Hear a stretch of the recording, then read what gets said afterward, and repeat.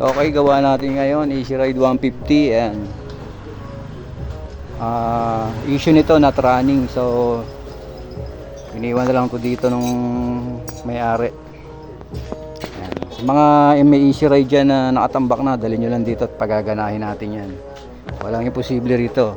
Ito nga pala yung bago nating mekaniko. Ayan, minor de edad pa yan. Shout out.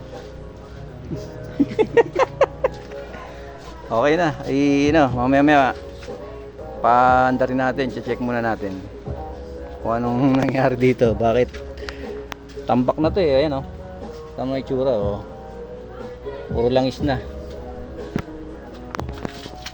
Yan, okay, game. Ayaw umikot nung sigunyal, ayan kaya tiningnan namin kung baka mamaya may umipit dito. Ayan, ayaw binaklas na namin yung panggilid, ganun pa rin, ayaw pa rin umikot. Sige, pasok mo yung 17. Kuha ang martilyo kaya. Kuha ang martilyo. Yo. Tama na. Wow. Ang linis. Linis. Mukhang makina na talaga to. Wala namang problema, para hindi siya umiikot wala makina talaga. Saan yung nut dito na maliit? Yung kanina Dito yata. Mga tornilyo. tingnan natin, mano-mano natin. Alaya.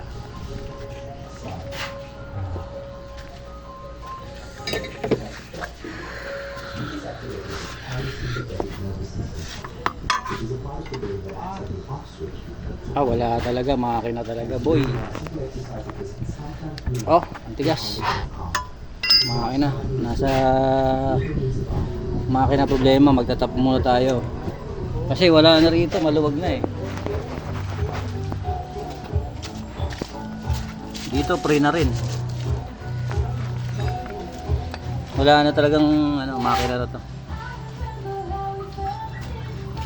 baka natuyuan. Kit ng tornilyo niya mga boss. Tama yung tornilyo niya, ang kit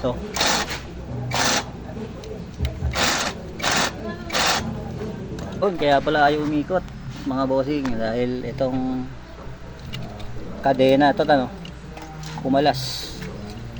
Sobrang luwag na nito, sigurado ako pumalas natin kasi mukhang matindi talaga ang nito. Tama, pakita mo nga yung ito may tama yung camshaft bearing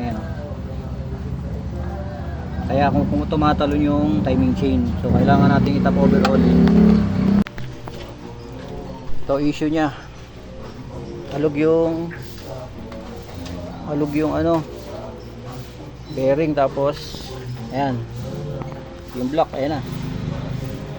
So tawag dito, gastos malala, tawag yan, gastos malala. Pero sana walang tama yung sigunyal. So ang gagastusin natin, ang tama nito ayan bearing. Ayan, bearing ito kaya dahilan kaya kumulas yung timing chain. Bearing,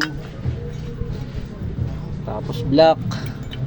Yung timing chain papalitan na rin yun kasi maluwag na. Tapos yung rubber nito, dinikita na lang antikit na lang yan Grabe, kawawa yung motor na to, bugbog sa gawa. Yun, ano pa ba?